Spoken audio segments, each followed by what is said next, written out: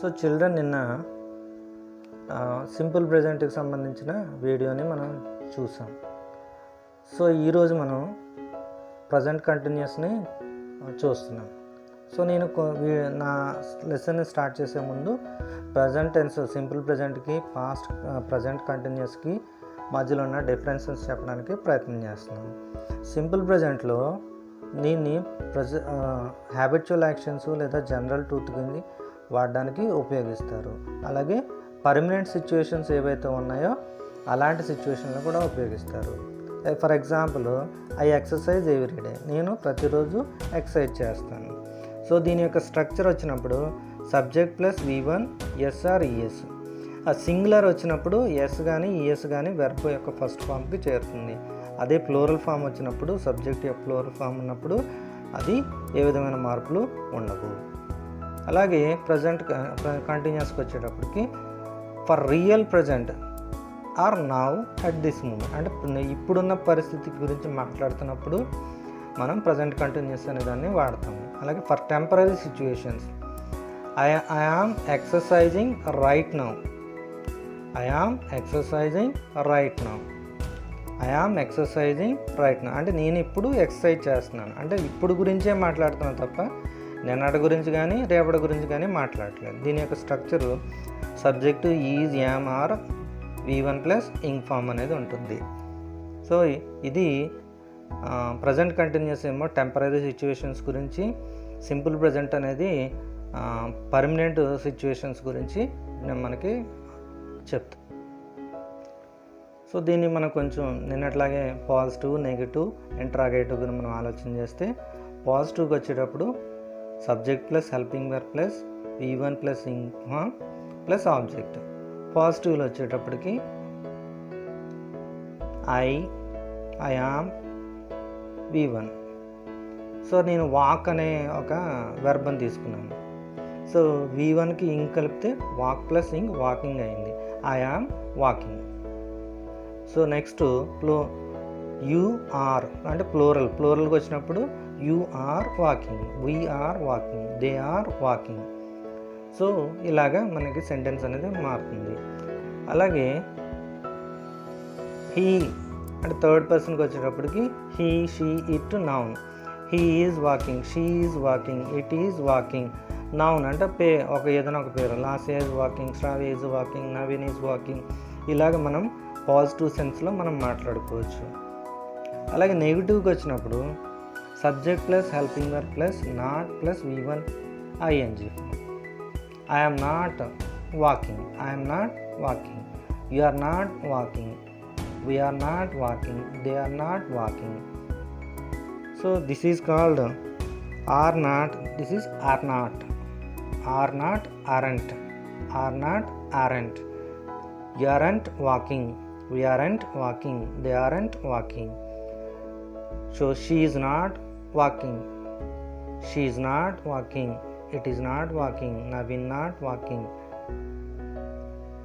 So he isn't walking, she isn't walking, it isn't walking, Naveen isn't walking. Like this. And the third one, interrogative.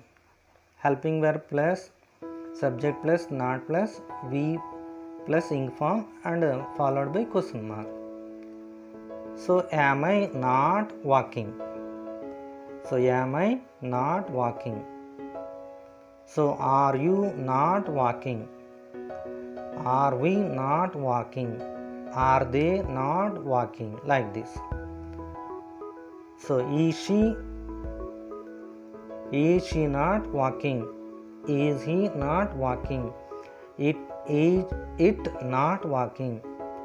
Is Naveen not walking? Like this. So ఇంట్రాగేటివ్లో వచ్చినప్పుడు helping verb ముందుగా ఉంటుంది, subject follow అవుతుంది. So negative పాజిటివ్కి వచ్చేటప్పటికి subject అనేది ముందుగా ఉంటుంది.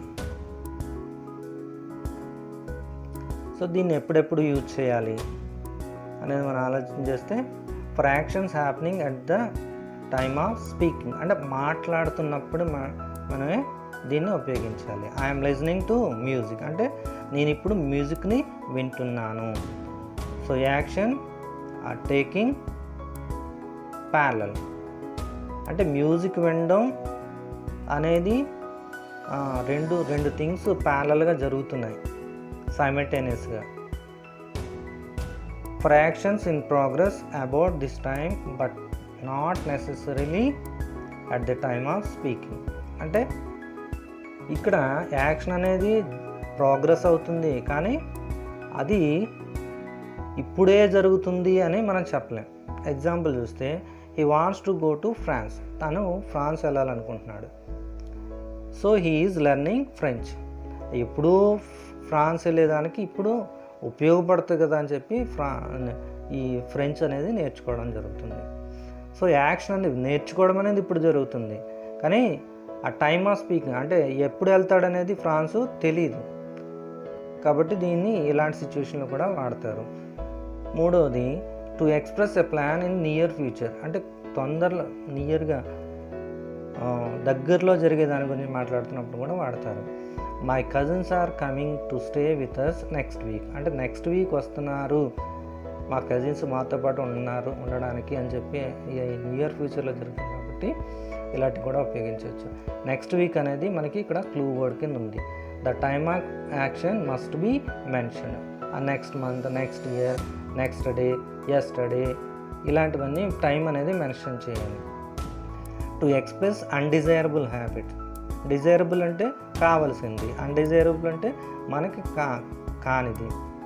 So he is always criticising people unnecessarily. So పని ఉన్నా లేకపోయినా కంపల్సరీగా, అందులో విషయం ఉన్నా లేకపోయినా కంపల్సరీగా ఎదుటి వ్యక్తిని విమర్శనాత్మక ధోరణితోనే చేయడం అనేది ఇలాంటి సిచ్యువేషన్స్ వచ్చినప్పుడు కూడా ప్రజెంట్ కంటిన్యూస్ అనే దాన్ని ఉపయోగిస్తారు. సో కొన్ని ఎక్సెప్షన్స్ ఉన్నాయి. అందులో సెన్సెస్ అంటే see, hear, smell, notice, recognise. I smell something burning. అక్కడ కాలుతున్న వాసన వస్తుంది, దాన్ని నేను చూశాను. అంటే ఆ వాసనని పసిగట్టాడు. ఐ స్మెల్ సంథింగ్ బర్నింగ్, కాలుతున్న వాసనని స్మెల్ చేశాడు. ఐ యామ్ స్మెల్లింగ్ అనే దాన్ని రాయకూడదు. ఎమోషన్స్ అని వచ్చినప్పుడు desire, love, hate, wish, forgive, like, dislike, respect, want, ఇలాంటి పదాలు ఉంటాయి ఎమోషన్స్లో. I'm hungry, I want something to eat. నేను చాలా ఆకలిగా ఉన్నాను, నేను ఏదైనా తినాలనుకుంటున్నాను. ఐఎమ్ వాంటింగ్ అనకూడదు. సో దీన్ని కూడా ఎక్సెప్షన్గా మనం తీసుకుంటున్నాం. అలాగే think, realise, mean, understand, suppose, feel, believe, remember, expect, ఇలాంటి వాటిని మనం థింకింగ్ అంటే ఎబిలిటీకి సంబంధించిన వాటిలో ఉంటుంది. I think you like sports. నీకు స్పోర్ట్స్ అంటే ఇష్టము. ఐ యామ్ థింకింగ్ అనకూడదు. I am thinking you like sports అని అనకూడదు. అలాగే పొసెసివ్ అంటే బిలాంగింగ్స్, అంటే ఒకరికి సంబంధించిన, అంటే నాది అనే దాని గురించి తెలుపుతుంది. హ్యావ్, ఓన్, బిలాంగ్, పొసెస్, ఇలాంటివి. ఐ హ్యావ్ యువర్ బుక్ అంటే నీ బుక్ నా దగ్గర ఉంది. ఐ యామ్ హ్యావింగ్ అని అనకూడదు. అండ్ లాస్ట్లో సో వెర్బ్స్ హ్యావింగ్ 2 మీనింగ్స్, అంటే ఒక వెర్బ్కి 2 రకాలైన మీనింగ్స్ ఉంటాయి. అలాంటివి నేను 4 రకాలైన వెర్బ్స్ని మీకు తీసుకుని ఎగ్జాంపుల్స్ కింద నేను చెప్తున్నాను. థింక్ అనేది ఫస్ట్ యొక్క మీనింగ్ చూస్తే హ్యావ్ అనే opinion. So I think you are right అంటే నా ఆలోచన ప్రకారం నువ్వు కరెక్ట్గా ఉన్నావు.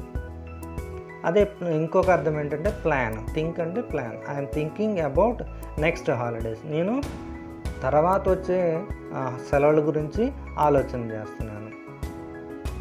అలాగే సెకండ్ ఎగ్జాంపుల్ చూస్తే look.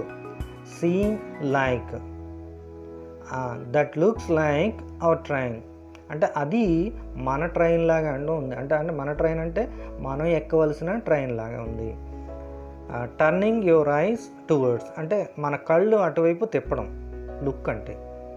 So what are you looking at, నువ్వు దేనికోసం చూస్తున్నావు అంటే లుక్ అంటే ఒక మీనింగు, సీమ్స్ లైక్ మీకు లుక్ అంటే ఇంకొక meaning, turning eyes towards that particular object.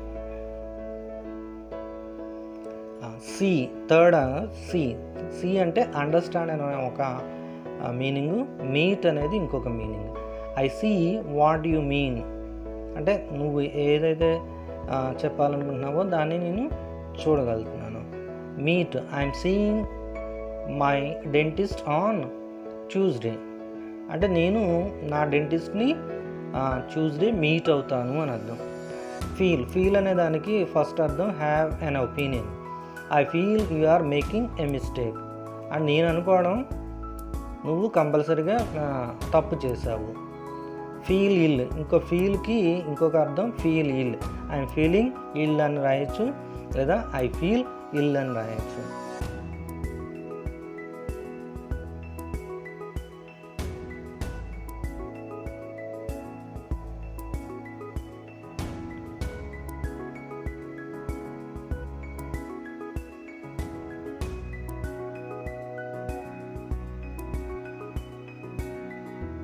So children, hope you enjoy the video.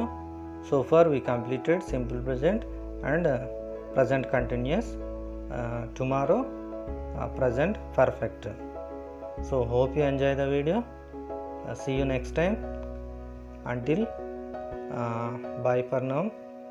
If you have any doubts, please WhatsApp to my WhatsApp number 90632549901 and WhatsApp and comment to my YouTube channel or subscribe to my YouTube channel Champion Talks. So thank you.